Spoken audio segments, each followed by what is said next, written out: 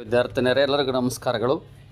ಈಗ ನಾನು BCom 2ನೇ ಸೆಮಿಸ್ಟರ್ನಲ್ಲಿ ಬೇಸಿಕ್ ಕನ್ನಡ ಪಠ್ಯಪುಸ್ತಕದ ಸಾರಥಿತನವ ಕೈಕೊಂಡನು ಕವಿ ಕುಮಾರವ್ಯಾಸ ಬರೆದಿರತಕ್ಕಂತಹ ಕರ್ನಾಟ ಭಾರತ ಕಥಾಮಂಜರಿ ಈ ಕಾವ್ಯಭಾಗದಲ್ಲಿ ಬರುವಂತಹ ಉದ್ಯೋಗ ಪರ್ವ ಭಾಗದಲ್ಲಿ ಕುಮಾರವ್ಯಾಸ ಕವಿ ಸಾರಥಿತನವ ಕೈಕೊಂಡನು ಅನ್ನುವಂಥ ಒಂದು ಭಾಗವನ್ನು ಭಾಳ ಸುಂದರವಾಗಿ ಹಾಗೆ ಭಾಳ ಕೃಷ್ಣನ ಬುದ್ಧಿವಂತಿಕೆ, ಅರ್ಜುನನ ಆಯ್ಕೆ ಎಲ್ಲ ವಿಷಯಗಳನ್ನು ಕೊನೆಯದಾಗಿ ಪಾಂಡವರ ಗೆಲುವಿಗಾಗಿ ಕೃಷ್ಣ ಯಾವ ರೀತಿಯ ನಿರ್ಧಾರವನ್ನು ತಾಳುತ್ತಾನೆ ಅನ್ನುವಂಥದ್ರ ಬಗ್ಗೆ ಪದ್ಯ 24ರಿಂದ 31ರವರೆಗೆ ವಿವರಿಸಲಾಗಿದೆ.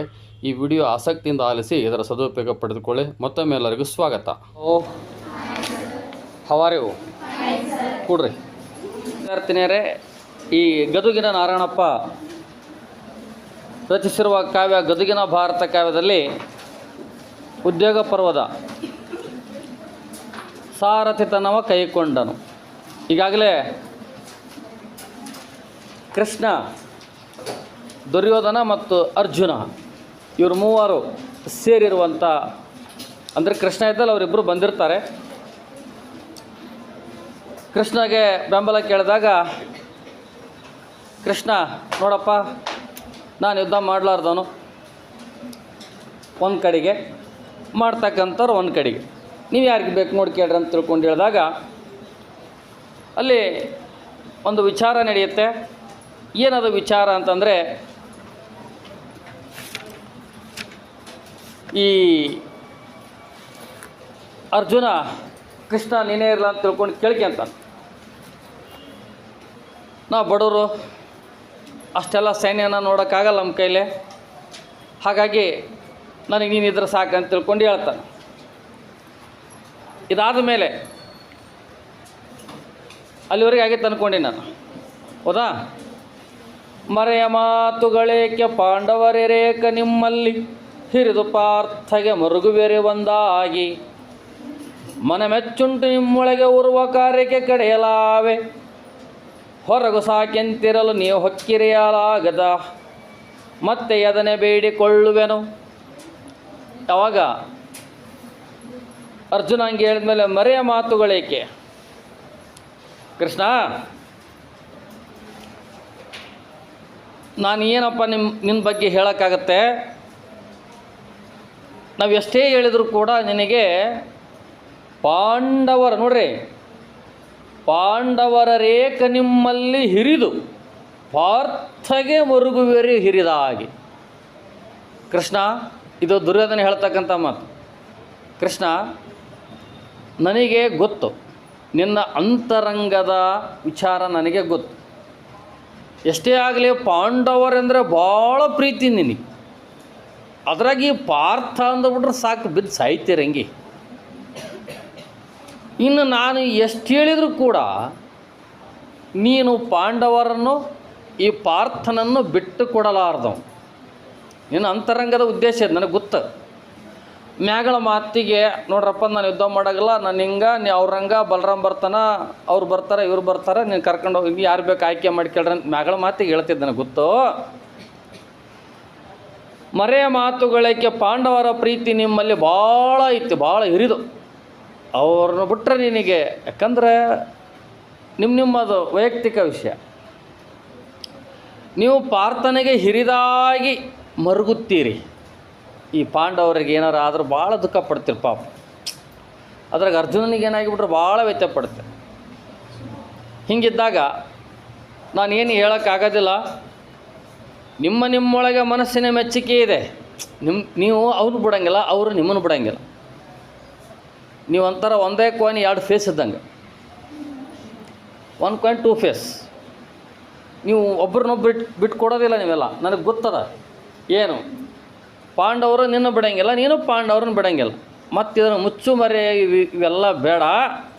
ಸೊ ಹಾಗಾಗಿ ದೊಡ್ಡ ಕಾರ್ಯ ಒದಗಿದಾಗ ಕಡೆಯಲ್ಲಿ ನಾವೇ ಹೊರಗು, ಕೆಲವೊಂದು ವಿಷಯಗಳು ಬಂದಾಗ ನಮ್ಮನ್ನು ಹೊರಗಿಟ್ಟು ಮಾತಾಡ್ತೀನಿ. ಮ್ಯಾಗಳ ಮಾತಿಗೆ ನೀವು ಬೀಗರು ಅಂತ ಹೇಳ್ತಿತ್ತು. ಕೆಲವೊಂದು ಸಮಸ್ಯೆಗಳು ಬಂದಾಗ, ಪ್ರಮುಖವಾದ ಕಾರ್ಯಗಳು ಬಂದಾಗ ನಮ್ಮನ್ನು ಹೊರಗಿಡ್ತಿದೆ, ಪಾಂಡವರನ್ನ ಹಚ್ಚಿಗಂತಿದೆ. ಇದನ್ನೇನು ನಾನು ಹೆಚ್ಚಿಗೆ ಹೇಳೋ ಅವಶ್ಯಕತೆ ಇಲ್ಲ ನಿನಗೆ, ಹಾಗಿರಲಿ. ಸೊ ಇದೆಲ್ಲ ಬಿಟ್ಬಿಡೋಣ, ಈ ವಿಷಯ ಇಲ್ಲಿಗೆ ಇರಲಿ. ನಿಮಗೆ ಪಾಂಡವರ ಮೇಲೆ ಪ್ರೀತಿ ಐತಿ, ಪಾಂಡವರಿಗೆ ನಿನ್ನ ಮೇಲೆ ಭಕ್ತಿ ಐತಿ, ಮುಗಿದೋತಿ. ಇದ್ರ ನಾನು ಹೆಚ್ಚಿಗೆ ಮಾತಾಡೋಕ್ಕೆ ಬರೋಣ, ನಿಮ್ಮ ವೈಯಕ್ತಿಕ ಈ ವಿಷಯವನ್ನು ಇಲ್ಲಿಗೆ ಬಿಟ್ಬಿಡೋಣ. ನೀನು ಕದನದಲ್ಲಿ ಹೊಕ್ಕು ಹಿರಿಯಲಾಗದು ಕೃಷ್ಣ ಎಂದನು. ಕೊನೆಗೆ ದುರ್ಯೋಧನ ಪಾಯಿಂಟ್ ಇಡ್ತಾನೆ, ಕೃಷ್ಣ ಈಗ ನೀನೇನು ಹೇಳಿದಲ್ಲ, ನಾನು ಯುದ್ಧ ಮಾಡೋಣಲ್ಲ, ಸುಮ್ಕೆ ಕುಂದ್ರೋನು, ಇವರು ಬಲರಾಮ ಇವರೆಲ್ಲ ಯುದ್ಧ ಮಾಡ್ತಾರೆ, ಅವ್ರು ಕರ್ಕೊಂಡು ಹೋಗಂತ ಹೇಳ್ದಾಯ್ತು, ನಿನ್ನಂಗೆನ ನಾವು ಹೋಗ್ತೀವಿ, ಆದರೆ ನೀನು ಯುದ್ಧ ಮಾಡಬಾರ್ದು ಅಂತ ತಿಳ್ಕೊಂಡು ಹೇಳ್ತಾನೆ ದುರ್ಯೋಧನ. ಪಾಂಡವರು ನಿನ್ನನ್ನು ಆಯ್ಕೆ ಮಾಡ್ಕೊಂಡಾರೀಗ, ಅವ್ರ ಪರವಾಗಿ ನೀನು ಇದ್ದಿದ್ದೆ ಅಂದಮೇಲೆ ನೀನು ಯುದ್ಧ ಮಾಡೋದಿಲ್ಲ ಅಂತ ಹೇಳಿಬಿಟ್ಟಿದ್ದೀಗ. ರಣರಂಗದಲ್ಲಿ ಶಸ್ತ್ರಾಸ್ತ್ರ ಹಿಡಿಬಾರ್ದು ನೀನು, ಯಾಕಂದ್ರೆ ಕೃಷ್ಣ ಶಸ್ತ್ರಾಸ್ತ್ರ ಹಿಡಿದ್ನಪ್ಪ ಅಂದರೆ ಅದು ಅಂತ್ಯ ಅಂತ ಅರ್ಥ, ಅಲ್ಲಿಗೆ ಮುಗೀತು ಅಂತ ಅರ್ಥ. ಮತ್ತು ನೀನು ಮಾತು ಕೊಟ್ಟಿದ್ದೀಗ, ನಾನು ಕೂಡ ಅದನ್ನೇ ಕೇಳ್ತಾ ಇದ್ದೀನಿ, ನೀನು ಹಿಡಿಬಾರ್ದು, ಯುದ್ಧ ಮಾಡೋಂಗಿಲ್ಲ, ಶಸ್ತ್ರಾಸ್ತ್ರ ಹಿಡಿಯೋಂಗಿಲ್ಲ ಅಂತ ತಿಳ್ಕೊಂಡು ಹೇಳಿದ ಮೇಲೆ ಅವಾಗ ಮತ್ತೆ ಇದನ್ನೇ ಬೇಡಿಕೊಳ್ಳುವೆನು, ಇದನ್ನು ನಾನು ಬೇಡಿಕೊಳ್ತೀನಿ ಅಂತಾಗ ನೀನು ಹೇಳಿದ ಪ್ರಕಾರ ನಡ್ಕೊಂಬಿಡು ಸಾಕಷ್ಟೇ ಅಂತ ತಿಳ್ಕೊಂಡು ಹೇಳಿ ದುರ್ಯೋಧನ ಹೇಳಿದಾಗ ಅವಾಗ ಕೃಷ್ಣ ಎಷ್ಟು ಚಂದ ಹೇಳ್ತಾನೆ ನೋಡ್ರಿ. ಹಸುಳೆತನ ಮೊದಲಾಗಿ ಬಲು ರಕ್ಕಸರೊಡನೆ ತಲೆ ಎತ್ತಿ ರಣದಾಯಸವ ಸೈರಿಸು ಹೊಯ್ದು ಕೊಂದೆವು ಕೋಟಿ ದಾನವರ ಮಿಸುಕರಾರೈವ ಚಕ್ರ ಭಂಡಾರಿಸುತ್ತ ಮುನ್ನಿನ ಜೌವನದ ಬಲ ಮೊಸುಳೆತಾ ಉಂಡಡ್ ಆಡಿ ಭಟ್ಟರ ನೃಪತಿ ಕೇಳಂದ. ನೃಪತಿ ಅಂದರೆ ದುರ್ಯೋಧನ ಕೇಳಪ್ಪ. ದುರ್ಯೋಧನ ನೃಪತಿ ಅಂದರೆ ಭೂಮಿಯ ಒಡೆ ಚಕ್ರವರ್ತಿ ಅಂತ ಅರ್ಥ. ದುರ್ಯೋಧನ ಕೇಳೋ, ಹಸುಳೆತನದಲ್ಲಿ ಅಂದ್ರೆ ಏನು? ಕೂಸಿದ್ದಾಗ, ಕೃಷ್ಣ ಸಣ್ಣ ಕೂಸಿದ್ದಾಗನೇ ಬಾಲ್ಯದಲ್ಲಿ ಅಂತ ಅರ್ಥ. ಮೊಲೆ ಉಣ್ಣುವಾಗ, ತಾಯಿ ಹಾಲು ಕುಡಿಯುವಾಗ ಅಂತ ಅರ್ಥ ಹಸುಳೆತನ ಅಂತಂದ್ರೆ. ತಾಯಿ ಹಾಲು ಉಣ್ಣುವಾಗ ಒಬ್ಬ ಧನುಜೆಯನ್ನು ಹಿಂಡಿದೆವು, ಒಂದು ರಾಕ್ಷಸನನ್ನು ನಾನು ಕೊಂದಿರ್ಬೋದು. ಕೃಷ್ಣನ ಸಾಮಾನ್ಯನ, ಅವನು ವಿಷ್ಣುವಿನ ದಶಾವತಾರಗಳಲ್ಲಿ ಒಂದು, ಭೂಮಿ ಮೇಲೆ ಬಂದಿರೋದೇ ಒಂದು ಮಾತು ಕಾರ್ಯಕ್ಕಾಗಿ ಬಂದ ನಾವು. ಮತ್ತು ಕೃಷ್ಣನ ಕೊಲ್ಲಕ್ಕೆ ಯಾರ ಕೈಲ ಸಾಧ್ಯ ಆಗ್ತತ್ತ? ಹಾಲು ಕುಡಿಯೋ ಹೊತ್ನಾಗಲೇ ನೀವು, ಯಾಕಂದ್ರೆ ನಿಮ್ಗೆ ಗೊತ್ತೈತದ ಕತೆ, ಏನು ಹೇಳೋದು ಅವಶ್ಯಕತೆ ಇಲ್ಲ ಅನ್ಕಂಡು. ಯಾಕಂದ್ರೆ ಆ ರಾಕ್ಷಸಿ ಹಾಲು ಕುಡ್ದಿದ್ದಕ್ಕೇ, ಕೃಷ್ಣ ಹಾಲು ಕುಡ್ದಿದ್ದಕ್ಕೇ ಆ ರಾಕ್ಷಸ ಸತ್ತೋಗ್ತದೆ. ಅಂದರೆ ಕೃಷ್ಣನ ಸಾಯಿಸ್ಬೇಕಂತ ತಿಳ್ಕೊಂಡು ಆ ರಾಕ್ಷಸರು ತಂತ್ರ ಮಾಡಿರ್ತಾರೆ. ಅದ್ರಾಗ ಅವನ ಸೋದರ ಮಾವ, ತಾಯಿ ಅಣ್ಣ ಕಂಸ, ಗೊತ್ತಿರುತ್ತೆ ನಿಮಗೆಲ್ಲ. ಸೊ ಇಷ್ಟೆಲ್ಲ ನಾವು ಬಾಲ್ಯದಲ್ಲಿದ್ದಾಗ ತಾಯಿ ಹಾಲು ಕುಡಿಯೋ ಹೊತ್ನಾಗೇ ರಾಕ್ಷಸರನ್ನ ಕೊಂದೇನಪ್ಪ. ಶಕಟನನ್ನು ನೊರೆದವು, ಶಕಟ ಅಂತಕ್ಕಂಥನ್ನು ಸೋಲ್ಸಿನಿ, ಧೇನುಕವನ್ನು ಸೋಲ್ಸಿನಿ, ವತ್ಸನನ್ನು ಸೋಲ್ಸಿನಿ, ನಗನನ್ನು ಸೋಲ್ಸಿನಿ, ಹಯವನ್ನು ಸೋಲ್ಸಿನಿ, ಋಷಭ ಭುಜಗ ಇವರನ್ನೆಲ್ಲರನ್ನೂ ಧ್ವಂಸ ಮಾಡಿನ. ಒಂದಲ್ಲ, ದೊಡ್ಡದು ಲಿಸ್ಟ್ ಐತೆ. ಯಾರ ತಗ? ಕೃಷ್ಣ ಹತ್ರ. ಎಂತೆಂಥವ್ರನ್ನ ಕೊಂದನವ? ಮನುಷ್ಯರ ಕೈಯಿಂದ ಹತರಾಗಲಾರಂಥವ್ರನ್ನ ಇರಿದು ಸಂಹಾರ ಮಾಡ್ಯಾನ. ಯಾರ? ಕೃಷ್ಣ ಹುಟ್ಟಿದ್ದೇ ರಾಕ್ಷಸರನ್ನ ಸಂಹಾರ ಮಾಡೋಕ್ಕೆ. ಆ ರಾಕ್ಷಸರು ಯಾರು ಮನುಷ್ಯರ ಕಡೆಯಿಂದ ಸಾಯೋರಲ್ಲ, ಕೃಷ್ಣನ ಕಡೆಯಿಂದನೇ ಸಾಯ್ಬೇಕಂತ ವರ ಬಡ್ಕೊಂಬಂದರವ್ರು. ಅಂಥವ್ರನ್ನೆಲ್ಲ ಕೊಂದಿನಪ್ಪ, ಇಲ್ಲ ಅಂತ ಹೇಳ್ತಿಲ್ಲ. ಬಲುಗಜವನ್ನು, ಮಲ್ಲರನ್ನು, ಮಾವನನ್ನು ಎಳೆದು ಹಾಕಿದೆವು. ಆನೆಗಳನ್ನು ಹೊಡೆದು ನಾನು, ಆನೆಗಳನ್ನು ಸೋಲಿಸಿನಿ. ಮಲ್ಲರನ್ನು ಅಂದ್ರೇನು? ಕುಸ್ತಿಪಟ್ಟು ಜಟ್ಟಿ, ಈ ಗಡಿ ಮನೆಗೆ ವ್ಯಾಯಾಮ ಮಾಡ್ತಿರ್ತಾರೆ ನೋಡ್ರಿ, ಒಬ್ಬೊಬ್ರು ಹೆಂಗೆ ಇರ್ತಾರೆ ಗೊತ್ತ, ಅಂಥವ್ರನ್ನ ನಾನು ಸೋಲಿಸಿನಿ. ಅಷ್ಟೇ ಯಾಕ, ನನ್ನ ಮಾವನನ್ನೇ ನಾನು ಕೊಂದಾಕಿನಿ. ಸ್ವಾದರ ಮಾವ ಕಂಸ. ಯಾಕಂದ್ರೆ ಅವ್ನಿಗೆ ಏನಾಗಿಬಿಟ್ಟಿರ್ತೈತಿ, ಕಂಸಗ ನೀನು ಸ್ವಾದ್ರಳೆ ಏನೇನು ಸಾವೈತೆ ಅಂತ ತಿಳ್ಬಿಟ್ಟಿರ್ತಾರೆ. ಅದಕ್ಕೆ ಅವ ತಂಗಿಗೆ ಹೆಣ್ಣ ಹುಡ್ತಂತ, ಅವ ಗಂಡು ಹುಡ್ತಂತ ಬೇರೆ ಅದಾರ, ಹೆಣ್ಣ ಹುಟ್ಟತಂತ ಅವ. ಅಕಸ್ಮಾತ್ ಗಂಡು ಹುಟ್ಟಿದ್ನಪ್ಪ ಅಂದ್ರೆ ಜೈಲಿಗೆ ಹಾಕಿಬಿಡ. ಅದು ಹೊಟ್ಟೆಗಿರ್ತಕ್ಕಂಥದ್ದು ಗಂಡು ಅಂತ ಗೊತ್ತಾದ ತಕ್ಷಣ ಸ್ವಂತ ತಂಗಿನೇ ಜೈಲಿಗೆ ಹಾಕಿಬಿಡ್ತಾನೆ. ಯಾರು? ಕಂಸ. ಕೃಷ್ಣ ಜೈಲಿಗೆ ಹುಡ್ತಾನೆ. ಹಣೆ ಬರೋಡ್ರಿ ಹೆಂಗೈತಿ, ಕೃಷ್ಣ ಪರಮಾತ್ಮ ಅವನು ಬರ್ತ್ ಎಲ್ಲಾಗೈತಿ? ಜೈಲಿಗೆ ಆಗೈತಿ. ಏನು ಹಣೆ ಬರ? ಇದು ದೇವರಾದ್ರೇನು ಮನುಷ್ಯರಾದ್ರೇನು ಕೆಲವು ಸಂದರ್ಭಗಳು ಬರ್ತಿರ್ತಾವೆ. ಮತ್ತು ಇದನ್ನು ತಿಳ್ಕೊಬೇಕು ನಾವು. ಇರಲಿ, ಅವನು ಅಲ್ಲೇ ಹುಟ್ಟಿದ, ಅವನು ಅಲ್ಲೇ ಸಾಯ್ಬಿಡ್ಬೇಕಂತೇಳಿ ಏನೆಲ್ಲ ಪ್ರಯತ್ನ ಮಾಡ್ದ. ಕೊನೆಗೆ ಅವ್ರ ತಂದೆ ಏನು ಮಾಡ್ತಾನ, ಹೋಗಿ ಇದ್ರೊಳಗೆ ಬಿಟ್ಟು ಬರ್ತಾ, ಗೋಕುಲದಲ್ಲಿ ಬಿಟ್ಟು ಬಂದಾಗ ಅಲ್ಲಿ ಸಾಕು ತಾಯಿಗೆ ಮಗನಾಗಿ ಬೆಳೆದು ಅಲ್ಲಿ ಎಂತಿಂಥವ್ರನ್ನೆಲ್ಲ ಹೊಡೆದಾಕ್ತಾನೆ ಕೃಷ್ಣ. ಸೊ ಈ ರೀತಿಯೆಲ್ಲ ನಾನು ಮಾಡಿದ್ದೀನಿ, ಮಲ್ಲರನ್ನು ಹೊಡೆದೀನಿ, ಮಾವನನ್ನೂ ಹೊಡೆದೀನಿ, ಅಹವಾಗ್ರದಲ್ಲಿ ಮಾಗಧನ ಬಲವನ್ನು ಬರಿದು ಮಾಡಿ ನಾಶಗೊಳಿಸಿದವು. ಎಂತಿಂಥ ಇಡೀ ಸೈನ್ಯವನ್ನೆಲ್ಲ ನಾನು ನುಂಗಾಕಿರ್ಬೋದು. ಅಷ್ಟೇ ಅಲ್ಲ, ಮುರ, ನರಕ, ಕುಂಭ, ಸಾಲ್ವ, ಪೌಂಡ್ರಕ, ದಿಬಿಕ, ಹಂಸ ಇವರ ಸೈನ್ಯಗಳನ್ನು ಕಾಳಗದಲ್ಲಿ ಮುಂಚೆ ಚಟ್ನಿ ಮಾಡ್ದಂಗೆ ಮಾಡಿ ಹಾಕ್ಬಿಟ್ಟಿನಿ. ಅಂದ್ರೆ ಮೆತ್ತಗೆ ಮಾಡಿ ಹಾಕಿಬಿಟ್ಟಿನಿ ಅಂತ ಅರ್ಥ. ಹರಿದು ತೀಡಿ ಒಕ್ಕಟ್ಟಿಬಿಟ್ಟಿನಿ. ಬಾಣನ ತೋಳುಗಳನ್ನು ತರಿಯುವೊಂದು ಮುಳಿಸಿನಿಂದ ಬಂದು ಇಂದು ಮೌಳಿಯೊಡಿನ ಧಾಳಾಧೂಳಿಯ ಕಾಳಗವಾಯಿತು. ಅವನನ್ನು ಕೂಡ ಹೊಡೆದೀನಿ, ಎಲ್ಲರನ್ನೂ ಕೂಡ ಹೊಡೆದೀನಿ. ಆದ್ರೆ ಒಂದು ನೋಡ್ರಿ ಎಷ್ಟು ಚಂದ ಹೇಳ್ತಾನೋ ಕೃಷ್ಣ. ಸ್ವಲ್ಪ ತಿಳ್ಕೊಬೇಕು. ಭಾರಿ ಕೃಷ್ಣನ ಮಾತಿನೊಳಗಡೆಗೆ ಅಂಥ ಒಂದು ಮೋಡಿ. ದುರ್ಯೋಧನಂದ, ನೋಡಪ್ಪ ಕೃಷ್ಣ, ನೀನು ಹೆಂಗಿದ್ರು ಪಾರ್ಥನ ಕಡೆಗೆ, ಪಾಂಡವರ ಕಡೆಗೆ, ಸುಮ್ಕೆನ ಮ್ಯಾಗಳ ಮಾತಿಗೆ ಒಗ್ಗರಣೆ ಕೊಡಕ್ಕೆ ಮಾತಾಡ್ತೀವಿ ಅಂತ ಹೇಳ್ತಾ. ಅದಕ್ಕೆ ಕೃಷ್ಣ ಏನಂತ ಗೊತ್ತಾ, ಹೌದಪ್ಪ ನೀ ಹೇಳ್ದಂಗೆ ಮೊದಲಿಗೆಲ್ಲ ಅವನದು ಎರಡೆರಡು ಉದ್ದೇಶ ಐತೆ ಅದ್ರಾಗ. ಇಂತಿಂಥವ್ರನ್ನೆಲ್ಲ ಹೊಡೆದೀನಿ, ಇನ್ನು ನೀನು ಯಾವ ಲೆಕ್ಕ ಅಂತ ಒಂದು ಪಾಯಿಂಟ್. ದುರ್ಯೋಧನಿಗೆ ಇಂಡೈರೆಕ್ಟ್ ಇಂತಿಂಥವ್ರನ್ನೆಲ್ಲ ಹೊಡೆದಾಕಿ ನಾನು, ನಿಮ್ಮನ್ನು ಹೊಡೆಯೋದು ಏಟತ್ತು ನನಗೆ, ಆದರೂ ಬಿಟ್ಟಿನಿ, ತಿದ್ದಕ್ಕೇಳಿ ಅಂತೇಳಿ ತಿದ್ದಕ್ಕೆ ಹೊಡ್ರಿ ನೀವು, ನಿಮ್ಮ ಮನೆ ಬರ ಅಷ್ಟು ಹೇಳಿ ಮತ್ತೇನು ಮಾಡ್ತಾನೆ. ಅವಾಗ ವಯಸ್ಸಿತ್ತಪ್ಪ, ತಾಯಿ ಹಾಲು ಕುಡಿಯೋ ಹೊತ್ತಿನಾಗ ಇಂತಿಂಥ ದೊಡ್ಡ ದೊಡ್ಡ ಸಾಹಸಗಳನ್ನು ಮಾಡಿ ನೀನು ಇವಾಗ ಬಿಡ್ತೀನ ಅನ್ನಬೇಕು. ಅನ್ನೋದ್ರೊಳಗೆ ಮತ್ತೇನು ಮಾಡ್ತಾನೆ, ವಯಸ್ಸಿನಾಗ ಎಲ್ಲರನ್ನೂ ಸಂಹಾರ ಮಾಡೀವಿ, ನಾಶ ಮಾಡೀವಿ, ಕೊಂದೀವಿ, ಸೈನ್ಯವನ್ನು ಹೊಡೆದೀವಿ, ಎಲ್ಲ ಮಾಡೀವಿ. ಈಗ ಯೌವನದ ಬಲ, ಯೌವನ ಅಂದರೆ ಯೌವನ. ಈಗ ಯೌವನ ಇಲ್ಲಪ್ಪ, ನಮ್ಮದು ವಯಸ್ಸಾಗೈತಿ, ದುರ್ಯೋಧನ ವಯಸ್ಸಾಗಿತ್ತು. I am a senior old person. ನಾನು ಹೆಂಗೆ ನಿನಗೆ ಯುದ್ಧ ಮಾಡೋಕ್ಕಾಗ್ತತ್ತೋ ದುರ್ಯೋಧನ, ಏನು ಮಾತಾಡ್ತೀನಿ ನೀನು, ಹುಚ್ಚು ಮಾತಾಡ್ದಂಗೆ ಮಾತಾಡ್ತಲ್ಲ, ಹಂಗೆಲ್ಲ ಮಾತಾಡ್ಬೋದು ಕೊಡೆ ಅಂತ ತಿಳ್ಕೊಂಡು ಹೇಳ್ತಾನೆ. ಹೇಳೋದು ಅರ್ಥ ಆಗುತ್ತಾ?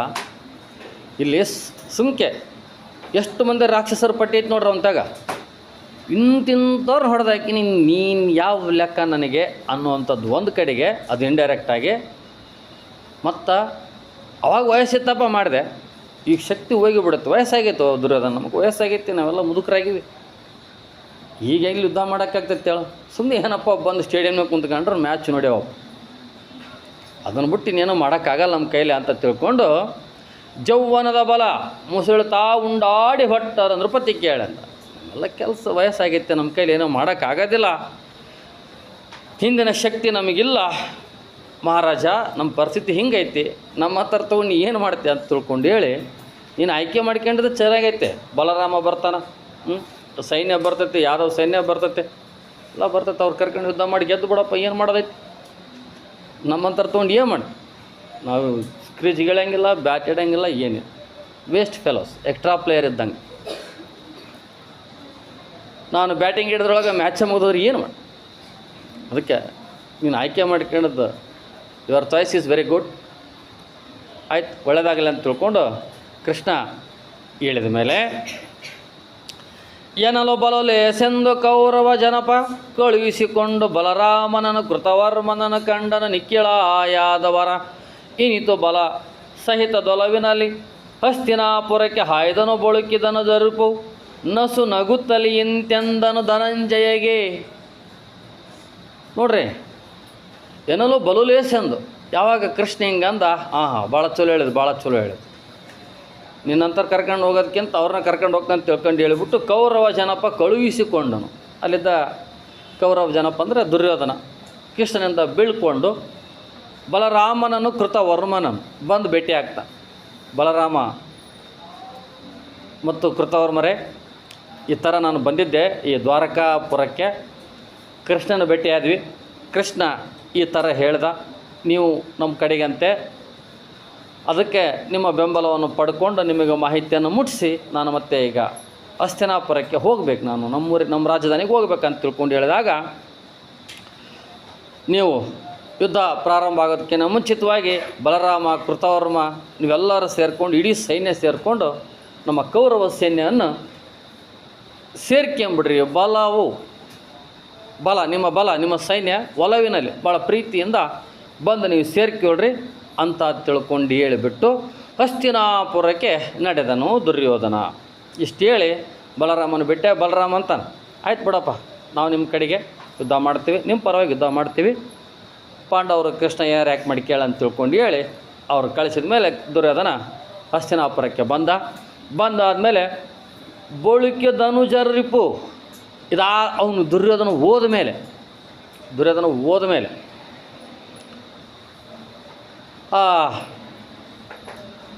ಕೃಷ್ಣ ಮತ್ತು ಅರ್ಜುನ ಇಬ್ಬರು ಉಳ್ಕೊಂಡಿದ್ರಲ್ಲಿ.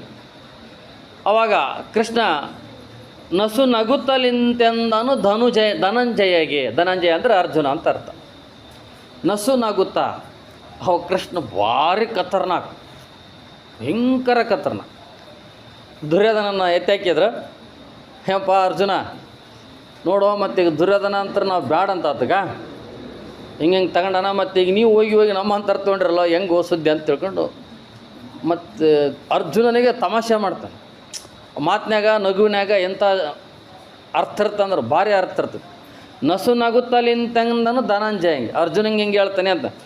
ಸುರಗಿಯನು ಬಿಸುಟೊರೆಯನಂಗೀಕರಿಸಿದಲಾಲೋಹವಾದ ಧರಧುರದ ಯಾದವ ಬಲವನ್ನೊಲ್ಲದೆ ಮಂದಮತಿಯಾಗಿ ಮರುಳೇ ಕಾದದ ಕಟ್ಟಿದೆಮ್ಮನು ಬರಿದ ಬಯಸಿದೆ ಇದನ್ನು ಕೇಳ್ದಡೆ ಮರುಳು ಗಟ್ಟದೆ ಮಾಡರೆ ನಿಮ್ಮ ಅನುಜಾಗ್ರಜನವು. ಕೃಷ್ಣ ಹೇಳ್ತಾನೆ, ಸುರಗಿಯನ್ನು ಬಿಸುಟೊಡನೆ ಕೃಷ್ಣ ಹೇಳ್ತಾನೆ, ಬಹಳ ಒಳ್ಳೆಯದು. ದುರ್ಯೋಧನನ ಅವನಿಂದ ಕಳಿಸಿಕೊಂಡ್ಮೇಲೆ ಶಕ್ತಿಯನ್ನು ಬಿಟ್ಬಿಟ್ಟಲ್ಲೋ ಅರ್ಜುನ. ಶಕ್ತಿ ಅಂದರೆ ಯಾವುದು? ಸೈನ್ಯ. ಅಣ್ಣ ಬಲರಾಮನನ್ನು ಬಿಟ್ಬಿಟ್ಟು ನಮ್ಮ ಸೈನ್ಯವನ್ನು ಬಿಟ್ಬಿಟ್ಟು ತಪ್ಪು ಮಾಡ್ದಂಗೆ ಆಗಲಿಲ್ಲೇನೋ ಅರ್ಜುನ ನಿನಗೆ ಅಂತ ಕೇಳ್ತಾನೆ. ಅವನು ನಕ್ಕು ಹೇಳ್ತಾನಲ್ಲಿ. ಅದರಾಗ ಒಂದು ವ್ಯಂಗ್ಯ ಐತಿ. ಏನು ವ್ಯಂಗ್ಯ ಅಂದರೆ, ದುರ್ಯೋಧನ ಇಷ್ಟೆಲ್ಲ ಪಡ್ಕೊಂಡು ಹೋದ, ನೀನು ನೋಡಿದರೆ ನನ್ನನ್ನು ಕೇಳಿ ಪಡ್ಕೊಂಡು ಶಕ್ತಿಯನ್ನು ಬಿಟ್ಬಿಟ್ಟು ಅದರ ಇನ್ನೊಂದು ಖಡ್ಗವನ್ನು ಬಿಟ್ಟು ಓರೆಯನ್ನು ಹಿಡ್ಕೊಂಡಿನಿ ಅಂತ ಅರ್ಥ. ಓರೆ ಅಂದ್ರೆ ಗೊತ್ತಾ ನಿಮ್ಗೆ? ಆ ಖಡ್ಗ ಇಡ್ತಾರಲ್ಲ, ಮ್ಯಾಗಳದ ಬಾಕ್ಸ್ ಇರ್ತೈತಲ್ಲ, ಕವಚ ಖಡ್ಗ ಇರ್ತೈತಲ್ಲ, ನೀನು ಖಡ್ಗ ಹಿಡ್ಕೋಬೇಕಾಗಿತ್ತು, ಆದ್ರೆ ಓರೆ ಹಿಡ್ಕೊಂಡಿದ್ದಿ. ಖಡ್ಗ ದುರ್ಯೋಧನ ಕೊಟ್ಬಿಟ್ಟಿದೆ, ಓರೆ ಹಿಡ್ಕೊಂಡು. ಅಂದ್ರೆ ಸೈನ್ಯ ಮಾಡೋರು ಅವ್ರ ಕಡೆಗೆ ಹೋದರು, ಮಾಡಲಾರ್ದ ನನ್ನ ಹಿಡ್ಕೊಂಡ್ರಿ ನೀವು. ಈ ಯಾದವ ಸೈನ್ಯವನ್ನು ಒಲ್ಲದೆ ಮಂದಮತಿಯಾಗಿ ದಡ್ತನ ಮಾಡಿದಿ ಅರ್ಜುನ, ದಡ್ತನ ಮಾಡಿದಿ ಅಂತ ಹೇಳ್ತಾನೆ ಕೃಷ್ಣ. ಯಾರಿಗೆ ಹೇಳ್ತಾನ? ದಡ್ಡತನ ಮಾಡಿದ ಅರ್ಜುನ, ನೀನು ಖಡ್ಗವನ್ನು ತೆಗೆದುಕೊಳ್ಳೋದು ಬಿಟ್ಟು ಓರೆಯನ್ನು ತೆಗೆದುಕೊಂಡು ಶಕ್ತಿಯನ್ನು ತೆಗೆದುಕೊಳ್ಳೋದು ಬಿಟ್ಟು ನನ್ನನ್ನು ತೆಗೆದುಕೊಂಡು ತಪ್ಪು ಮಾಡಿದೆ. ಮಂದಮತಿ ನೀನು ದಡ್ಡ ಅರ್ಜುನ, ನೀನು ದೊಡ್ಡ ಕೆಲಸ ಮಾಡಿದೆ ಅಂತ ತಿಳ್ಕೊಂಡು ಹೇಳಿದಾಗ, ಮರುಳೆ ಕಾದದ ಕಟ್ಟಿದೆಮ್ಮನು.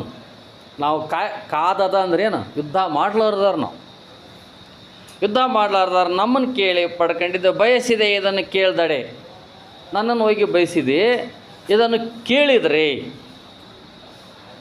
ಮರುಳು ಗುಟ್ಟದೆ ಮಾಡರೆ ನಿಮ್ಮ ಅಗ್ರ ಅನುಜರು. ನೀವು ಹೋಗಿ ಈ ವಿಷಯ ಮುಟ್ಟಿಸಿದ್ನಪ್ಪ ಅಂತಂದರೆ, ಅನುಜ ಅಂದ್ರೆ ಏನು? ಸಹೋದರರು ಅಂತ ಅರ್ಥ. ಅಗ್ರಜ ಅಂದರೆ ಧರ್ಮರಾಯ ಮತ್ತು ನಿಮ್ಮ ಸಹೋದರರು ಅಂದರೆ ಭೀಮ, ನಕುಲ, ಸಹದೇವ, ಧರ್ಮರಾಯ. ಇವರೆಲ್ಲ ನಿನ್ನ ಬಗ್ಗೆ ತಪ್ಪು ತಿಳ್ಕೊಳ್ಳೋದಿಲ್ಲ, ನಾವು ಬೇಸರ ಮಾಡ್ಕೊಳ್ಳೋದಿಲ್ಲ. ನಾವು ಹೋಗಿ ಕೃಷ್ಣ ಕೇಳಿದ ಯುದ್ಧ ಮಾಡೋದಿಲ್ಲ ಅಂತ ಹೇಳಿದ ಮೇಲೂ ಕೂಡ ಅವ್ನು ತೊಗೊಂಬರ್ತೀರ. ನೀನು ಎದಕ್ಕೆ ಕಳಿಸಿದ್ವಿ ಅರ್ಜುನ ನಾವು ಅಂತ ತಿಳ್ಕೊಂಡು ನನ್ನ ಮೇಲೆ ತಪ್ಪು ತಿಳ್ಕೊಳಂಗಿಲ್ಲ, ನಿನ್ನ ಮೇಲೆ ಬೇಜಾರು ಮಾಡ್ಕೊಳಂಗಿಲ್ಲ, ನಿನ್ನ ಮೇಲೆ ಸಿಟಿಗೆ ಎದ್ದೇಳಂಗಿಲ್ಲ. ಅವರು ಎಂಥ ತಪ್ಪು ಕೆಲಸ ಮಾಡಿದೆ ನೀನು ಅರ್ಜುನ ಅಂತ ತಿಳ್ಕೊಂಡು ಯಾರು ಹೇಳ್ತಾರ? ಕೃಷ್ಣ. ಯಾರಿಗೆ ಹೇಳ್ತಾನ? ಅರ್ಜುನಿಗೆ ಹೇಳ್ತಾನೆ. ಅರ್ಜುನ ಅವನೇನು ಮಾಡ್ತಾನೆ ಗೊತ್ತಾ? ಏನಾಲೋ ನಿಮ್ಮ ಅಗ್ರ ಅನುಜರು ಬೇಸರ ಮಾಡ್ಕೊಂಡದಲ್ಲೇನೋ ಅಂತ ತಿಳ್ಕೊಂಡು ಏನಲು ಗಹಗಹಿಸಿದ ನಾರಿಗೆ ಮನವ ಕದ್ದಾಡುವಿರಿ ನಿಜ ಶಿಷ್ಯನಲ್ಲಿ ನೋಟಕದಿಂದ್ರ ಜಾಲವೇ ನಿಮ್ಮ ಗರುಡಿಯಲ್ಲಿ ಎನಗೆ ಶ್ರಮ ಉಂಟದು ನಿಲಲಿಯನ್ನನುಜ ಅಗ್ರರಿಯದೆ ನಿಮ್ಮನುಪಮ ಮಿತ ಹಿಮಾವಲಂಬವ ಎಂದನ ಪಾರ್ಥ. ಅವನಿಗೆ ಜೋರು ನಗು ಬಂದುಬಿಡತ್ತೆ. ಅರ್ಜುನನೇ ಇವನು ನಕ್ಕಂತ ಹೇಳ್ತಾನೆ, ಎಂಥ ತಪ್ಪು ಕೆಲಸ ಮಾಡಿದ್ವು ಅರ್ಜುನ್. ಅವ ಹೇಳ್ತಾನೆ ಗಹಿಸಿ, ಅವನು ಜೋರಾಗಿ ನಗುತ್ತಾನೆ ಅರ್ಜುನ. ಕೃಷ್ಣ ಗೊತ್ತಾಳಪ್ಪ ಅಂದ್ರೆ ಮಾವಳಿಗಲ್ಲ, ಮತ್ತು ಪ್ರೀತಿ ಜಾಸ್ತಿ. ಇರ್ಲಾಳಪ್ಪೋ, ನಮ್ಮ ಮನವ ಕದ್ದು ನಮ್ಮ ಅಂತರಂಗದಲ್ಲಿ ಏನೈತೆ ತಿಳ್ಕೊಬೇಕಂತ ಎಷ್ಟೈತೆ ನೋಡಿ ನಿನಗಲ್ಲ, ಕೆಬ್ರಿ ಕೇಳ್ಬೇಕಂತ.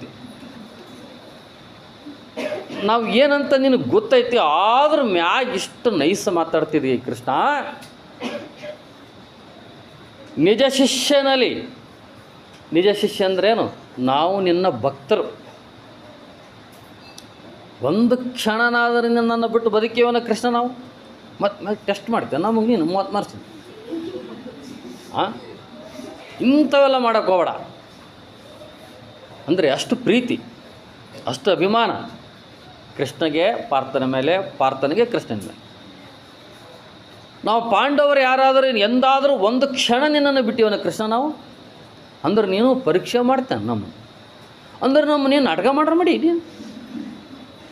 ಇಂದ್ರಜಾಲ ಅಂದ್ರೇನು? ನಾಟಕವನ್ನು ಆಡುವಂಥವ್ರನ್ನ ಮಾಡಿದೆ. ಹೆಂಗೆ ಕೃಷ್ಣನೇನು? ನಾವು ನಾಟಕ ಮಾಡೋರಲ್ಲಪ್ಪ, ನಾವು ನಾಟಕ ಮಾಡೋರಲ್ಲ. ಒಳಗೇನಿದೆ ಅದನ್ನೇ ನಿನಗೆ ಹೇಳ್ತೀವಿ, ನೀನು ಏನು ಹೇಳ್ತೀವಿ ಅದನ್ನೇ ನಾವು ಮಾಡ್ತೀವಿ. ಇದುವರೆಗೂ ನಮ್ಮನ್ನು ಕಾಪಾಡಿದವ್ ನೀನೇ. ನಿಜ ಶಿಷ್ಯರಲ್ಲಿ ನಿನ್ನ ನಿಜವಾದ ಪ್ರೀತಿಯಿಂದ, ಭಕ್ತಿಯಿಂದ, ಶ್ರದ್ಧೆಯಿಂದ, ಗೌರವದಿಂದ ನಿನ್ನ ಅನುಸರಣೆ ಮಾಡ್ಕೊಂಡು ಬಂದೀವಿ ಕೃಷ್ಣ. ನೋಟಕದಿಂದ್ರಜಾಲವೇ ನಿಮ್ಮ ಗರುಡಿಯಲ್ಲಿ ನನಗೆ ಶ್ರಮ ಉಂಟದು. ನಿನ್ನ ಮೇಲೆ ನಮಗೆ ಒಂದು ಶ್ರದ್ಧೆ ಇದೆ. ಅದು ಯಾವತ್ತೂ ಏನು ಆದರೂ ಆಗಲಿ ನಿನ್ನನ್ನು ಬಿಟ್ಟು ನಾವಿಲ್ಲ. ಅಂದರೆ ಇಲ್ಲಿ ಏನಂತಂದರೆ ನಂಬಿಕೆ ಅನ್ನೋದು ಭಾಳದ್ದು. ಈ ನೋಡ್ರಿ ಎಂಥ ಸಂದಿಗ್ಧ ಪರಿಸ್ಥಿತಿ ನೋಡ್ರಿ, ಹೌದಲ್ಲ? ಕೃಷ್ಣ ಒಬ್ಬನೇ ಬರ್ತಾನಂತೆ. ಇಡೀ ಯಾದವ ಕುಲ ಮತ್ತು ಬಲರಾಮ ಕೃಷ್ಣಕ್ಕಿಂತ ಸ್ಟ್ರಾಂಗ್ ಒಂದು ಮಾತಿನಲ್ಲಿ. ಯಾಕಂದರೆ ಭೀಮನನ್ನು ಹೊಡಿಬೇಕಂದ್ರೆ ಬಲರಾಮನೇ ಬೇಕು, ಭೀಮನನ್ನು ಹೊಡಿಬೇಕಂದ್ರೆ ಬಲರಾಮನೇ ಬೇಕು. ಬಲರಾಮ ಇಬ್ಬರಿಗೇನು ಮಾಡ್ಯಾನೆ? ಗದಾ ಯುದ್ಧ ಕಲಿಸ್ಕೊಟ್ಟ. ಭೀಮನ ಹೊಡೆದನಪ್ಪ ಅಂದ್ರೆ ಪಾಂಡವ್ರಿಗೆ ಗೆದ್ದಂಗೆ, ಸೋತಂಗೆ, ಕೌರವ್ರಿಗೆ ಗೆದ್ದಂಗೆ. ಇಷ್ಟು ಗೊತ್ತಿದ್ದು ಕೂಡ ಆ ಸಂದರ್ಭದಲ್ಲಿ ಅರ್ಜುನನ ಮನಸ್ಸು ಚಂಚಲ ಆಗಬೇಕಾಗಿತ್ತು. ಏನಾಗಬೇಕಾಗಿತ್ತು? ಚಂಚಲ ಆಗಬೇಕಾಗಿತ್ತು. ಏನು ಚಂಚಲ? ಹೌದು, ಕೃಷ್ಣ ಯುದ್ಧ ಮಾಡೋದಲ್ಲ ಅಂತೇಳ್ಬಿಡು ಅಂತ ತೊಗೊಂಡು ಏನು ಮಾಡೋದು? ಕೊನೆ ಪಕ್ಷ ಬಲರಾಮ ಕೃತವರ್ಮ ಸೈನ್ಯ ಬಂದಪ್ಪ ಅಂದರೆ, ಬಲರಾಮ ನಮ್ಮ ಕಡೆ ಬಂದಪ್ಪ ಅಂತಂದರೆ ಬಲರಾಮ ದುರ್ಯೋಧನ ಹೊಡೆದು ಬಿಡ್ತಾನೆ, ನಾವು ಗೆದ್ದಂಗೆ. ಅಂಥ ಚಂಚಲ ಆಗಬೇಕಾಗಿತ್ತು ಅರ್ಜುನನ ಮನಸ್ಸು ಚಂಚಲ ಆಗಬೇಕಾಗಿತ್ತು. ಅವ್ರದ್ದು ಒಂದೇ ಸಿದ್ಧಾಂತ, ಒಂದೇ ತತ್ವ. ಬದುಕಿದ್ರು ಕೃಷ್ಣನ ಹೆಸರು ಹೇಳೇ ಬದುಕೋದು, ಸತ್ರು ಕೃಷ್ಣನ ಹೆಸರು ಹೇಳ ಸಾಕು. ಇದು ನಂಬಿಕೆ, ಇದು ನಿಷ್ಠೆ. ಅವರ ನಂಬಿಕೆ, ಅವರ ನಿಷ್ಠೆ ಅದು ಕಾಪಾಡ್ತತ್ತೆ ಅವ್ರನ್ನ, ಪಾಂಡವ್ರನ್ನ. ನಾಳೆ ಯುದ್ಧದಲ್ಲಿ ಅದು ಕಾಪಾಡುತ್ತವ್ರಿಗೆ. ಚಂಚಲ ಇಲ್ಲ ಅಲ್ಲಿ. ಅದಕ್ಕೆ ಮನಸ್ಪೂರ್ವಕವಾದ ಭಕ್ತಿ ಬೇಕಂತ ಹೇಳ್ತೀವಿ. ಆ ಭಕ್ತಿ ಯಾರಲ್ಲಿತ್ತೋ? ಪಾಂಡವರಲ್ಲಿತ್ತು. ಈಗ ಕೃಷ್ಣನನ್ನು ನಂಬಿ ಅವ್ರನ್ನ ಆಯ್ಕೆ ಮಾಡಿಕೊಡ್ರಿ ಅಂದಾಗ ಕಾಪಾಡಬೇಕಾದ ಜವಾಬ್ದಾರಿ ಯಾರ್ದಾಗತ್ತೆ? ಈಗ ಅವರಲ್ಲಿ ಕೃಷ್ಣ ಒಬ್ಬ ವ್ಯಕ್ತಿ ಅದಲ್ಲ, ಅವರು ಪರಮಾತ್ಮ ಅಂತೇಳಿ ಆತ್ಮ ಸ್ವೀಕಾರ ಮಾಡ್ರು. ಪರಮಾತ್ಮ ಅಂದ್ರೆ ದೇವರು ಭಕ್ತರನ್ನು ಕಾಪಾಡಬೇಕಾ ಬೇಡ? ಮುಗಿದೋಯ್ತು ಅಲ್ಲಿ ಒಂದೇ ಮಾತು. ಈ ನಂಬಿಕೆಯಿಂದ ಅವ ಹೇಳ್ತಾನೆ, ಇದು ಗೊತ್ತಿದೆ ಕೃಷ್ಣ ನಿನಗೆ, ನಮ್ಮ ಅಗ್ರಜರು, ನಮ್ಮ ಸಹೋದರರು ದ್ರೌಪದಿ ಸಹಿತ ಕುಂತಿ ಸಮೇತ ಯಾರು ನಿನ್ನನ್ನು ಬಿಟ್ಟಿಲ್ಲ ನಾವು. ಹಾಗಾಗಿ ಯಾರು ಏನು ಅಂದ್ಕೊಂಡ್ರು ಕೂಡ ಪರವಾಗಿಲ್ಲ, ನಮಗೆ ನೀನೇ ಬೇಕು ಅಂತ ತಿಳ್ಕೊಂಡು ಯಾರು ಹೇಳ್ತಾರೆ? ಆ ಅರ್ಜುನ ಹೇಳ್ತಾನೆ. ನಾವು ಬರಿಗೈಯವರು ಬರಲೆಮಗಾವುದವಿಲ್ಲೈ, ಕೆಲಸ ಉಂಡಂದು ಡಾವು ಕುಳ್ಳಿಹರಲ್ಲ, ಹಂಗಾಗಿರೆವು ಕಟಕದಲ್ಲಿ ದೇವರಿಂದ ನೀವು ಬಗೆಮಿರಿ, ದೇವತನ ನಮಗಿಲ್ಲವೆಂಬುದು ನಾವು ಬಲ್ಲೆವು, ಬಂದು ಮಾಡುವುದೇನು ಹೇಳೆಂದ ಕೃಷ್ಣ. ಮತ್ತು ಸುಮ್ಕಿರಂಗಿಲ್ಲ ಅಲ್ಲಿಗೆ. ಅಲ್ಲೇನು ಹೇಳ್ತಾನೆ ನೋಡ್ರಿ, ನಾವು ಬರಿಗೈಯವರು ಅರ್ಜುನ. ನಾನು ಏನು ಮಾಡ್ತೀನೋ ಅರ್ಜುನ, ಬರಿಗೈಲೇ ಬರ್ತೀನಿ ನಾನು. ಯುದ್ಧ ಮಾಡಂಗಂದ್ರೆ ಖಡ್ಗ ತಗೊಂಬರಂಗಿಲ್ಲ, ಬರಿಗೈಲೇ ಬರ್ತೀನಿ, ಏನು ತರಂಗಿಲ್ಲ. ದೇವರೊಡನೆ ಹೊಗಳುವುದಕ್ಕೆ ವೇದಗಳಿಗೂ ಸಾಧ್ಯವಿಲ್ಲದ ಮಾತು. ನೀನು ನಮ್ಮನ್ನು ಭಾಳ ಹೊಗಳ್ತಾ ಇದ್ದೀಯ ಅರ್ಜುನ, ನನ್ನ ಬಗ್ಗೆ ಭಾಳ ನಿನಗೆ ಹೊಗಳಿಕೆ ಇದೆ. ನಾವೇನು ದೇವರಲ್ಲಪ್ಪ, ನೀ ಸುಮ್ಕೆ ನಮ್ಮನ್ನು ಹೊಗಳಿ ಮ್ಯಾಲೆ ಏರ್ಸಕ್ಕೆ ಕುಂತಿದ್ದೆ ಅರ್ಜುನ. ಭಕ್ತ ಭೃತ್ಯರು ನೀವು ನಿಜವಾದ ಪ್ರಾಮಾಣಿಕ ಭಕ್ತರು. ಅಷ್ಟೇ ಸಾರಥಿಯಾಗಿ ಭೃತ್ಯವನ್ನು ಕಾಪಾಡಬೇಕು. ಕೊನೆಗೆ ಹೇಳ್ತಾನೆ, ನೀವೇನು ಮಾಡೋದು ಬೇಡ, ಸಾರಥಿಯಾಗಿ ನಮ್ಮನ್ನು ಮುನ್ನಡೆಸಿಬಿಡು ಸಾಕು. ನೀವು ಯುದ್ಧ ಮಾಡೋದಲ್ಲ ಅಂದೆ, ಮಾಡಬೇಡ, ಬಿಟ್ಬಿಡ. ನೋಡ್ರಿ ಅರ್ಜುನ ಹೇಳ್ತಾನೆ, ಕೃಷ್ಣ ಯುದ್ಧ ಮಾಡೋದಲ್ಲ ಬೇಡಪ್ಪ, ಬಿಟ್ಬಿಡು. ಕೊನೆಯ ಪಕ್ಷ ಸಾರಥಿಯಾಗಿ, ನನ್ನ ಸಾರಥಿಯಾಗಿ ನೀ ಇದ್ಬಿಡು ಸಾಕು, ನಾನು ಯುದ್ಧ ಮಾಡ್ತೀನಿ, ಅಷ್ಟೇ ಸಾಕು ನನಗೆ, ನೀವಿದ್ದರೆ ಸಾಕು, ನನಗೆ ಬೇಕಾದ ನಾನು ಮಾಡಬಲ್ಲೆ ಅನ್ನುವಂಥ ಅಭಿಪ್ರಾಯವನ್ನು ಯಾರು ಹೇಳ್ತಾರೆ? ಅರ್ಜುನ ಹೇಳ್ದ. ಸರಿ, ದೇವ ಮಾತ್ರವೇ ನೀವು ದೇವರೊಡನೇರ ಹೊಗಳುವಡೆ, ವೇದಗಳಿಗಾವುದವಲ್ಲ ಸಾಕ ಮಾತದಂತಿರಲಿ ನಾವು ಭಕ್ತರು ಭಕ್ತ ವೃತ್ಯರು, ನೀವು ಸಾರಥಿಯಾಗಿ ನಮ್ಮನ್ನು ಕಾವುದೆಂದು ಅರ್ಜುನನು ಹಣೆ ಚಾಚಿದನು ಹರಿಪದಕ್ಕೆ. ಅರ್ಜುನ ಹೇಳ್ತಾನೆ ಕೊನೆಯದಾಗಿ, ನಾನು ಯಾವುದೇ ಹೊಗಳಿಕೆ ಆಗಲಿ ಮತ್ತೊಂದಾಗಲಿ ಮಾಡ್ತಾಯಿಲ್ಲ ಕೃಷ್ಣ. ಆರಂಭದಿಂದ ಅಂತ್ಯದವರೆಗೆ ನಿನ್ನನ್ನೇ ನಂಬಿ ಬಂದು ಬದುಕಿದವರು ನಾವು. ಪ್ರತಿ ಸಂದರ್ಭದಲ್ಲಿ ಪ್ರತಿ ಹೆಜ್ಜೆಯಲ್ಲಿ ನಮ್ಮ ಕಷ್ಟ ಸುಖಕ್ಕೆ ಆದೋ ನೀನು. ಯಾಕಂದ್ರೆ ಇಲ್ಲಿ ಗೊತ್ತಿರ್ಬೇಕು ನಿಮಗೆ, ಈ ಕೌರವರು ಪಾಂಡವರನ್ನ ಹೊರಗೆ ಹಾಕಿದ ಮೇಲೆ ವೇಷ ಮರೆಸಿಕೊಂಡು ಜೀವನವನ್ನು ಮಾಡ್ತಾರೆ ಪಾಂಡವರು. ಹಾಗೂ ಈಗ ಹೋಗಿ ಕೃಷ್ಣನ ಭೇಟಿಯಾಗಿ ಕೊನೆಗೆ ಧೃತರಾಷ್ಟ್ರನ ಹೋಗಿ ಕೇಳ್ತಾ, ದೊಡ್ಡಪ್ಪ ನಮ್ಮಪ್ಪ ಅಂತ ಸತ್ತೋದ, ನಾವು 5 ಮಂದಿ ಇದ್ದೀವಿ, ತಾಯಿ ಇದ್ದಾಳೆ, ನಮಗೇನಾದ್ರೂ ಸಹಾಯ ಮಾಡು ಅಂತ ತಿಳ್ಕೊಂಡು ಧೃತರಾಷ್ಟ್ರನ ಹೋಗಿ ಕೇಳ್ತಾ. ಅವು ಧೃತರಾಷ್ಟ್ರಿಗೆ ದುರ್ಯೋಧನೆ ಮಾಡ್ತಾನೆ, ಅವ್ರಿಗೇನು ಕೊಡಬೇಡ, ಹೋಗ್ಲಿ ಅವ್ರು ಹಂಗೆ ಬರಿಗೆ. ನೀವು ಧೃತರಾಷ್ಟ್ರ ಕೊಟ್ಟಂಗಾಗಿರ್ಬಾರ್ದು, ಬಿಟ್ಟಂಗಾಗಿರ್ಬಾರ್ದು. ಬರೀ ಜಾಲಿ ಗಿಡ ಬೆಳೆದಿರ್ತವಲ್ಲ ಗಂಗಾವತಿ ಏರಿಯಾದಾಗ, ಒಂದು ಏನೇನು ಬೆಳೆದಿರಬಾರ್ದು ಅಂಥದ್ದೊಂದು ಜಾಗ ಕೊಡ್ತಾನೆ ನಾವು. ನೀವು ಬೇರೆದಾರಲ್ಲಪ್ಪ, ತಮ್ಮನ ಮಕ್ಕಳು, ನೀವು ಚೆನ್ನಾಗಿರ್ಬೇಕು, ನಮಗೆ ಇಂಥಲ್ಲಿ ಹೋರಿ, ಇಂದ್ರಪ್ರಸ್ಥ ಅಂತ ಐತೆ ಅಲ್ಲಿ ಹೋರಿ, ಅಲ್ಲಿ ಭಾಳ ನೀವು ಜೀವನ ಮಾಡ್ಕೊಂಡು ನಿಮ್ಮ ಪಾಡಿ ನೀವು ಅಂತ ತಿಳ್ಕೊಂಡು ಹೇಳ್ತಾ. ಅಲ್ಲಿ ಹೋಗಿ ನೋಡ್ತಾರ ಮನುಷ್ಯರು ಬದುಕೋದು ಕಷ್ಟ. ಭೀಮ ಅಂತಾನೆ, ನಾವು ಎಷ್ಟು ಹಂಗೆ ದೊಡ್ಡ ಬಿಲ್ಡಪ್ ಕೊಟ್ಟು ಹೇಳಿದ್ವಿ, ನೀವು ತಮ್ಮನ ಮಕ್ಕಳಪ್ಪ ಚಲೋ ಇರ್ಬೇಕಂತೇಳಿ ಹಂಗೆ ದೊಡ್ಡ ಜಾಗ ಕೊಟ್ಟಾಗತ್ತೆ ಹೇಳ್ತಾನೆ. ಇಲ್ಲಿ ನೋಡಿದ್ರೆ ಮನುಷ್ಯರು ಬದುಕ್ತಾರ? ಇಲ್ಲಿ ಕಾಣ್ಲಿದ್ರು ಏಟು ದಿಮಾಕ್. ಭೀಮ ಬಿಪಿ ಎದ್ಬಿಟ್ರೆ ತಾಲೆ ಇವನು ಹೊಡೆದೇ ಇದ್ದಿದ್ರು ಬೇಸ್. ಧರ್ಮರಾಗ ಹೇಳ್ತಾನೆ, ಅಲ್ಲಪ್ಪ ಅಣ್ಣ, ಇಂಥ ಜಾಗ ಯಾವನಿಗೆ ಬೇಕಾಗಿ, ಹೊಡೆದೇ ಇದ್ರು ಬೇಸಿತ್ತು ಅವನು. ಇನ್ನು ತೊಗೊಂಡು ಏನು ಮಾಡ್ತೀವಿ, ಬರೀ ಜಾಲ ಗಿಡ ಬೆಳೆದವಿ,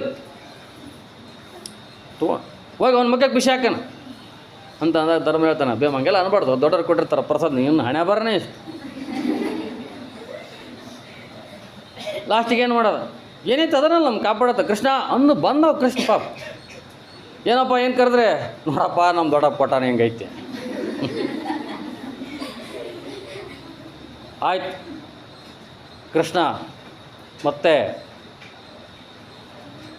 ದೇವಲೋಕದ ಶಿಲ್ಪಿಗಳನ್ನು ಕರೆಸಿ ಇಂದ್ರಪ್ರಸ್ಥವನ್ನು ಭೂಮಿ ಮೇಲೆ ಸ್ವರ್ಗ ಮಾಡಿದಂಗೆ ಮಾಡಿಸ್ಬಿಟ್ಟವ ಕೃಷ್ಣ. ಇರಲಿ ಬಿಡು ಪಾಪ, ಎಂಥ ಸ್ವರ್ಗ ಮಾಡಿದ ಇಂದ್ರಪ್ರಸ್ಥ, ಅದು ನೋಡೋಕ್ಕಂತ ಮಂದಿ ಹೋಗಿದ್ರು, ಹಂಗೆ ಮಾಡಿಟ್ಬಿಟ್ಟವ ಕೃಷ್ಣ. ಕಾಪಾಡ್ತಾನೆ. ಕೃಷ್ಣನ ಯಾಕೆ ಕೇಳಿದ್ರು ಅವ್ರು ಬೇರೆದಾರ ಯಾಕೆ ಕೇಳಿಲ್ಲ? ಯಾಕಂದ್ರೆ ಅವ್ರಿಗೆ ಗೊತ್ತೈತಿ ಕಷ್ಟ ಕೊಟ್ರೂ ಲಾಸ್ಟಿಗೆ ಒಳ್ಳೇದು ಮಾಡ್ತಾನೆ ಅವ ಅಂತ. ಎಲ್ಲ ಇರ್ತವೆ. ಒಂದು ಸರಿ ಎಲ್ಲ ಸಂದರ್ಭದಲ್ಲಿ ಕಾಪಾಡ್ದವನು ಯಾರು? ಕೃಷ್ಣ. ಒಂದು ಸರಿ ಪಾಂಡವರು ಏನು ಮಾಡಿದರು? ವನವಾಸದಲ್ಲಿದ್ದಾಗ ಗೊತ್ತಿರ್ತದೆ ನಿಮಗೆ ಸಾಮಾನ್ಯವಾಗಿ ಈ ಕತೆ. ದುರ್ಯೋಧನ ಏನು ಮಾಡಿದ? ದುರ್ವಾಸಮನ ಚೂ ಬಿಟ್ಟಿದ್ದ ಅವ್ರ ಮೇಲೆ. ದುರ್ವಾಸಮನ ಅಂದ್ರೆ ಗೊತ್ತಲ್ಲ, ಕಣ್ಣು ಬಿಡ್ರೆ ಬೆಂಕಿ ಎತ್ತದ, ಉಸು ಬಿಡ್ರೆ ಬಿರುಗಾಳಿ ಬರ್ತದೆ. ಅಂಥ ಭಯಂಕರ ಸಿಟ್ನೆ ಅವ. 500 BP ಜಾಸ್ತಿ ಐತೆ. ಅಂದ್ರೆ 50 ಮಂದಿ ಇತ್ತಾಗ BP ಅಷ್ಟೈತೆ, ಒಬ್ಬಂತಾಗ ಅಷ್ಟು BP. ಕೂಲ್ ಅಂದ್ರೆ ಅಷ್ಟು ಕೂಲು, ಸಿಟ್ಟು ಅಂದ್ರೆ ಅಷ್ಟು ಸಿಟ್ಟು. ಇವ್ರು ನೋಡ್ರಿ ಎಷ್ಟರ ಮಟ್ಟಿಗೆ ಪರೀಕ್ಷೆ ಮಾಡ್ತಿರ್ಬೇಕು. ದುರ್ಯೋಧನ ಹೋಗಿ ಗುರುಗಳೇ ಪಾಂಡವರು ಬಂದಾರ, ನಿಮ್ಮ ಪ್ರಸಾದಕ್ಕಂತ ಕರೆದಾರ, ಹೋಗ್ಬೇಕಂತ ತಿಳ್ಕೊಂಡು ಹೇಳ್ಬಿಟ್ಟ. ಅವ್ರ ಕಾಡಿನಾಗ ಅವ್ರಿಗೇ ತಿಂಬಕ್ಕಿಲ್ಲ. ಇವ್ನು ಗುರುಗಳಿಗೆ ಪ್ರಸಾದ ಮಾಡ್ತಾರ? ಅವರು ಮಾಡೋಕ್ಕೆ ಸಾಧ್ಯ ಐತಾ? ಏನು ಮಾಡ್ಯಾರ ಹಬ್ಬ ಅಂದ್ರೆ ಭೀಮ ಹೋಗಿ ಯಾವ್ದಾರ ಒಂದು ಗಿಡದಾಗ 4 ಕಣ್ಣು ಕಿತ್ಕೊಂಬಂದು ಕೊಟ್ಟಾನ. ಅಷ್ಟೇ, ಇದಕ್ಕಿಂತ ಹೆಚ್ಚಿಗೆ ಏನಾರು ಮಾಡೋಕ್ಕಾಗತ್ತಾ? ಬಡ ದುರ್ವಾಸ ಮುನಿ ಬಂದ. ಧರ್ಮರಾಯ ಪಾಪ ಗುರುಗಳು ಬಂದರು, ಅವರು ಸಂಸ್ಕಾರ ಭಯ ಭಕ್ತಿ ಎಲ್ಲ ಇತ್ತು, ಮಾಡಿದ್ರು. ನೋಡಪ್ಪ, ನಾನು ನದಿಗೆ ಸ್ನಾನ ಮಾಡಿ ಬರ್ತೀನಿ, ನನಗೆ ಪ್ರಸಾದ ರೆಡಿ ಮಾಡ್ಬೇಕು ಅಂದ್ಬಿಟ್ಟ. ಒಂದ ಮಾತು, ಗುರುಗಳೇ ಇಲ್ಲೆಲ್ಲ ಅಂತ ಸಿಗೋದಲ್ಲ, ನೀವು ಪ್ರಸಾದಿಗೆ ಸ್ನಾನ ಮಾಡ್ರಿ, ಜಳಕ ಮಾಡಿಸಿದ ನಿಮ್ಮ ಮನೆಗೆ ರಾಮ ಬೇರೆ ಕಡೆ ಹೋಗಿ ಅಂತ ಧರ್ಮರಾಯ ಹೇಳ್ಬೇಕಾಗಿತ್ತು. ಆ ಪರಿಸ್ಥಿತಿ ಒಳಗಡೆ ಗುರುಗಳು ಹೇಳ್ಯಾರ, ಏನು ಮಾಡಬೇಕು? ಧರ್ಮರಾಯ ಸುಮ್ಕೆ ಆಗ್ಬಿಟ್ಟ. ಅಪ್ಪಣೆ ಗುರುಗಳು ಅಂದ್ಬಿಟ್ಟು ಮುಗಿದೋತು. ಒಂದ ಮಾತನ್ನ ಶಿವಾಯನು ಆಯ್ತು, ನಾಗ ನದಿಗೆ ಹೋಗಿ ಸ್ನಾನ ಮಾಡಿ ಸಂಧ್ಯಾ ವಂದನ ಮಾಡಿ ಬಂದ್ಬಿಡ್ತೇನೆ, ರೆಡಿ ಮಾಡಿಬಿಡ್ರನ್ನ. ಸತ್ನ ಯಾರು ಧರ್ಮರಾಯ ಏನು ಮಾಡ್ಬೇಕು? ಟೆನ್ಷನ್ ಮಾಡ್ಕೊಂಬಿಟ್ರು, ಭಯಂಕರ ಟೆನ್ಷನ್ ಮಾಡ್ಕೊಂಬಿಟ್ರು. ಅವ್ನು ಬರದೊಳಗಡೆ ಇರ್ಬೇಕು, ಇರೋದ್ರ ಶಾಪ ಕೊಟ್ಟು ಹೋಗ್ಬಿಡವ. ಅಂಥ BP ಅವ. ಭೀಮ ಏನು ಮಾಡಲಿ? ನೀನು ಮಾತು ಕೊಡು, ಏನು ಕೊಡ್ತೀವಿ ನಮಗೇನು ಹೇಳಿ? ಬರೀ ಎಂಥವು ಮಾಡ, ನಾವು ಅದಕ್ಕೆ ಹೋಗಂಬರ ನಿಂದೇನಂತ. ಆಗ ಏನು ಮಾಡೋ? ಆ ದುರ್ವಾಸ ಮನೆ ನದಿ ಒಳಗಿನಿಂದ ದಂಡಿಗೆ ಬರೋದ್ರೊಳಗೆ ರೆಡಿ ಆಗ್ಬೇಕದು. ಏನು ಮಾಡ್ಬೇಕು? ತಲೆ ಬಿಸಿ ಆಗ್ತಾವ್ರಿ. ಲಾಸ್ಟಿಗೆ ದ್ರೌಪದಿ ಏನು ಮಾಡ್ಬೇಕು? ಕೃಷ್ಣ ಅನ್ಲ ದನ್ನಂತ ಬಂದು ಕೃಷ್ಣ ಏನಿಲ್ಲ, ದ್ರೌಪದಿಗೆ ಕೃಷ್ಣನನ್ನು ಸ್ಮರಿಸಿ ಭಕ್ತಿಯಿಂದ ನಮಸ್ಕಾರ ಮಾಡಿ ಒಂದು 4 ತುಳಸಿ ಎಲೆ ತಗೊಂಬಂದ್ಲ. 4 ತುಳಸಿ ಎಲೆ ತಗೊಂಬಂದು ತುಳಸಿ ಎಲೆ ತಂದು ಕೃಷ್ಣ ಕೊಟ್ಲ. ಕೃಷ್ಣ ಹೆಂಗೆ ಆಗ್ಬಿಡೈತಿ, ಏನು ಮಾಡೋದು? ಏನು ಚಿಂತೆ ಮಾಡ್ಬಿಡಮ್ ನೀನು, ಆತ ಹೆಂಗೆ ಸೀದಾ ಮಾಡ್ಬೇಕು ನನಗೆ ಗೊತ್ತೈತಿ. ಅವ ಬಂದನಲ್ಲ ಊಟ ಮಾಡ್ತಾನಂತೇಳಿ ಯಾವ್ದು ಅಲ್ಲಿದ್ದ ಬರೋದಾಗ ಹೊಟ್ಟಿ ಮತ್ತೆ ಅಂತ ವಾಪಸ್ ಹೋಗ್ಬಿಡ್ಬೇಕು. ಹಂಗೆ ಮಾಡ್ಬಿಡ ನಾನು. ಏನು ಮಾಡೋಣ, ಹೋಗಲ್ಲಿ ಒಂದು 4 ತುಳಸಿ ಎಲೆ ತಗೊಂಬ ಅಂತಂದು ಹೇಳ್ತಾನೆ ಕೃಷ್ಣ. ದ್ರೌಪದಿ 4 ತುಳಸಿ ಎಲೆ ತಗೊಂಬ. ಕೃಷ್ಣ ಆ 4 ತುಳಸಿ ಎಲೆ ತಿಂದು ಹೊಟ್ಟೆ ಮೇಲೆ ಕೈ ಆಡಿಸ್ಕೊಂಬಿಡ್ತ. ಆ ದುರ್ವಾಸ ಮುನಿಗೆ ಜಳಕ ಮಾಡಿದ್ನಾಗ ಹೊಟ್ಟೆ ತಿಂದಂಗೆ ಆಗಿಬಿಡ್ತು. ಅಂದ್ರೆ ಕೃಷ್ಣನ ಹೊಟ್ಟೆಯಲ್ಲಿ ಬ್ರಹ್ಮಾಂಡ ಐತಿ. ಬ್ರಹ್ಮಾಂಡ ಅಂದ್ರೆ ಗೊತ್ತಲ್ಲ, ಇಡೀ ವಿಶ್ವವೇ ಆತನ ಹೊಟ್ಟೆಯಲ್ಲೈತಿ. ಆತ 4 ತುಳಸಿ ಎಲೆ ತಿಂದು ಕೂಡ ಅವತ್ತಿನ ಆ ಕ್ಷಣದಲ್ಲಿ ಯಾರ್ಯಾರಿಗೆ ಹೊಟ್ಟೆ ಹಸುವಾಗಿತ್ತು ಎಲ್ಲರಿಗೂ ಹೊಟ್ಟೆ ತಿಂದಂಗೆ ಆಗಿಬಿಟ್ಟೆ. ಅದರಾಗೆ ದುರ್ವಾಸ ಮುನಿ ಒಬ್ಬತ್ತಲ್ಲ, ಈತಗೂ ಹೊಟ್ಟೆ ತಿಂದಂಗೆ ಆಗಿಬಿಡ್ತು. ಹೊಟ್ಟೆ ಮೇ ಕೈ ಆಡಿಸ್ಕೊಂಡ್ಬಿಟ್ಟು ಒಳ್ಳೇದಾಗಲಂತೇಳಿ ಹೋಗ್ಬಿಟ್ಟ ಕೃಷ್ಣ. ದುರ್ವಾಸ ಮುನಿ ಬಂದ, ಮಗಳೇ ಬೇಡಮ್ಮ ನನಗೆ ಹೊಟ್ಟೆ ತುಂಬೈತೆ ಅಂತೇಳಿ ಕೈ ಮುಗಿದು ಆಶೀರ್ವಾದ ಮಾಡಿ ಹೊಂಟುಬಿಟ್ಟವು. ದ್ರೌಪದಿ ಏನು ಬೇಡಮ್ಮ, ನನಗೆಲ್ಲ ಹೊಟ್ಟೆ ತುಂಬೈತೆ. ಹೊಟ್ಟೆ ತುಂಬಿದ ಮೇಲೆ ಉಣ್ಣೋದಲ್ಲ ನಾವು ಋಷಿಗಳು, ತಪಸ್ವಿಗಳು. ಹಸಿವಾದಾಗ ಒಂದು ಸ್ವಲ್ಪ ಉಣ್ಣಾರ ಅಷ್ಟೇ. ಹೊಟ್ಟೆ ತುಂಬೈತಿ, ಈಗ ನನಗೆ ಹೊಟ್ಟೆ ಹಸುವಾಗಿಲ್ಲ, ನಿಮಗೆ ಒಳ್ಳೇದಾಗಲ್ಲ ಅಂತ ತಿಳ್ಕೊಂಡು ಒಳ್ಳೆ ಆಶೀರ್ವಾದ ಮಾಡಿ ಹೋಗಿಬಿಟ್ಟವು. ಆ ಟೈಮ್ನಾಗ ಕಾಪಾಡ್ದಾರೆ ಯಾರು? ಯಾಕಂದ್ರೆ ಭಕ್ತಿ. ಕೃಷ್ಣ ಅಂದ್ರೆ ಭಕ್ತಿ ಅವ್ರಿಗೆ. ಯಾವ ಸಂದರ್ಭದಲ್ಲೂ ಕೈ ಬಿಟ್ಟಿಲ್ಲ. ಅದಕ್ಕೆ ಹೇಳ್ತಾನೆ, ನೀನೇನು ಮಾಡಬೇಡಪ್ಪ ಕೃಷ್ಣ, ಕೊನೆಗೆ ನಮ್ಮ ಸಾರಥಿಯಾಗಿ ನೀನಿದ್ಬಿಡ ಸಾಕು, ಯುದ್ಧದ ಕಥೆಯನ್ನು ನಾವು ನೋಡ್ಕೊಳ್ತೀವಿ ಅಂತ ಅಂದಮೇಲೆ ಪರೀಕ್ಷೆ ಅದೊಂದು.